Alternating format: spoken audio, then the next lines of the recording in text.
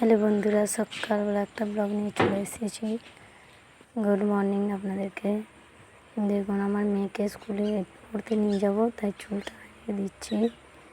এবার বেরিয়েছে, দেখুন যে স্কুলে পড়তে নিয়ে যাব, পড়ে দিয়ে চলে এসেছি। এসে এখানে জামা কাপড়গুলোকে ভিজিয়ে দেবো, যেগুলো কাচবো সেগুলোকে ভিজিয়ে দেবো। এইখানে ভিজিয়ে দিচ্ছি। দেখুন, প্রত্যেক দিন জামা কাপড় কাচতে হয়, প্রত্যেক দিন আমাদের কাছে। এবারে দেখুন, ঝাঁট দিতে চলে এসেছি আর ঝাঁট দিয়ে দেবো। ঝাঁট দেওয়া গিয়েছে, এবারে শাক তুলতে যাবো। ঢাকাটা নিয়ে নিচ্ছি। এই যে দেখুন, আমাদের শাক বাগান, কমলি শাকের বাগান।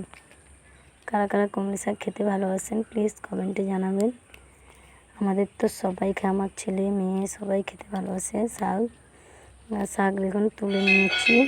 এবারে চলে এলাম আবার জামা কাপড় ধুতে চলে এসেছি। কলে জল এসছে সজল ধারা, তাই আমরা চলে এসেছি। আমি ধুতে জামা কাপড়গুলো ধোয়া কাচা হয়েছে, দিয়ে এবার ধুয়ে নিচ্ছি। ধুয়ে এবারে চলে যাচ্ছি মিলতে।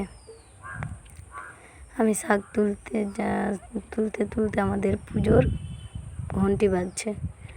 আমাদের নিত্য পুজো হয় তো, তাই জন্য পুজোর ঘন্টি বাজছে। জামা কাপড়গুলো ধোয়াই গেছে, এবার মিলে দিচ্ছি। জামা কাপড়গুলো দেখুন মিলা হয়ে গেছে সমস্ত। এবারে বালতিটা নিয়ে ঘরে চলে এলাম, দিয়ে এবারে গরুর জাব কাটবো। গরু আছে, শাশুড়ি মা বাড়িতে নেই, তাই গরু জাব কাটছি।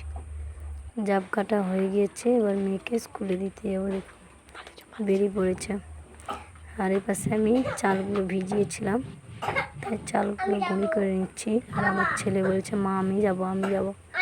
সে জানিনি যে ও দিদিকে দিয়ে এসছি।